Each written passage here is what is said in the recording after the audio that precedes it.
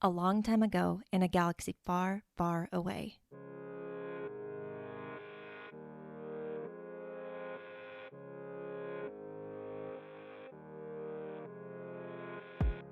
You're listening to Now This Is Lit, a Star Wars books podcast. I'm your host, Meg Dowell. I use she, her pronouns. And the amount of Star Wars books we've already gotten this year is borderline overwhelming. And we're not even done yet, but I'm not complaining. We could be getting no Star Wars at all. And instead, it's hard for many fans to keep up with everything. Not the worst problem to have though, right?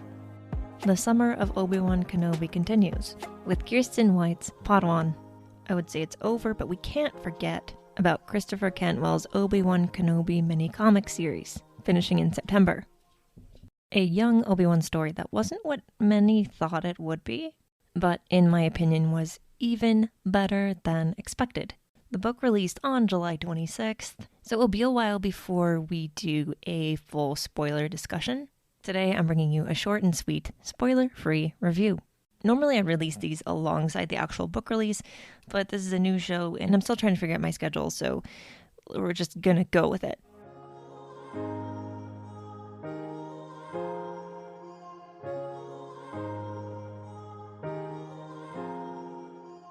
Before I start, let's clarify this is not the story of Obi-Wan Kenobi and Satine Kryze falling in love. A lot of fans assumed that's what it would be, despite the author multiple times stating otherwise. So don't be disappointed when Satine isn't even directly mentioned in this book. Obi-Wan hasn't even met her yet. This is the story before that story. Padawan takes place in 41 BBY. Obi-Wan is 16 years old and therefore a little angsty despite his tendency to want to follow all the rules. He's not a youngling anymore, and he's struggling to follow his master's guidance on the most basic Jedi tasks. Even meditating is a struggle. So when the two prepare to embark on an unsanctioned mission to an uncharted world, and Qui-Gon doesn't show up, Obi-Wan, despite never having even flown alone before, decides to make it a solo mission. What could possibly go wrong?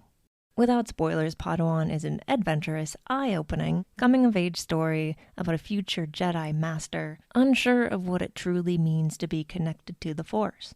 Is the Force what makes something worthy of such status? What does it mean that he and his master can't seem to connect on a deeper level? Is he really cut out for all this? This isn't a mindset we've seen Obi-Wan Kenobi in too often. Though that's not been as much of the case recently, with Disney Plus's phenomenal series, Obi-Wan Kenobi. We've just never experienced Obi-Wan at this age before, at least not in canon. We haven't really seen him in a place where he's questioning whether or not he even wants to be a Jedi. Basically, he goes off to this distant planet. Almost no one knows where he is, and it would be so easy for him to just never go back to Coruscant ever. That's the kind of freedom a Padawan in the Republic Jedi Order likely dreams of, even if they never admit it. Dangerous? Perhaps. But it sometimes takes a taste of freedom to appreciate how good you really have it. Obi-Wan couldn't know whether or not he was on the right path until he got to experience what a different path might look like. Like the best Star Wars stories out there, Padawan is a healthy mix of old characters and new. The characters Obi-Wan meets in the story are exactly who he needs to help in order to understand the galaxy and his role in making it a better place. They're compelling, and they're the types of characters that you want more of their story. You want their story to continue, but you get just enough to fall in love with them as the story intends.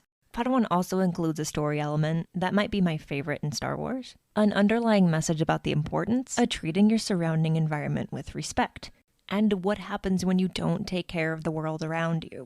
Maybe not everyone's go-to, but I can't resist it. The book has High Republic connections. There's also an appearance from a well-known friend to the future Jedi Master, not Satine, as I've previously clarified. And I can also guarantee that the ending will have you yelling for more. Maybe literally. Maybe you're not like me and you don't yell at books out loud, but maybe you are. I don't know you. While this book won't likely get a direct sequel, the seeds have been planted for at least one future story set around this time that we've all been begging for years.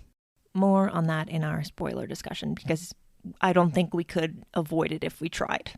I just want to give more of you the chance to read the book before we go too deep into it.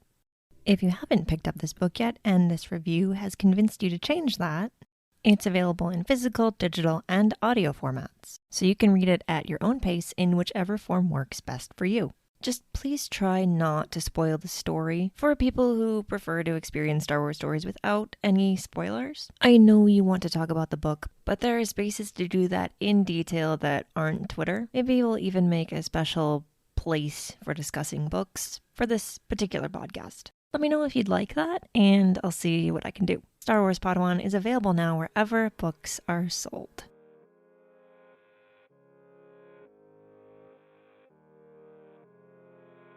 Now This Is Lit is a part of the Faraway Fandom Network and is produced, written, hosted, and edited by me. Jose Jimenez designed our podcast art. Keep up with the show on Twitter at Star Wars Lit Pod, and find the show wherever you get your podcasts.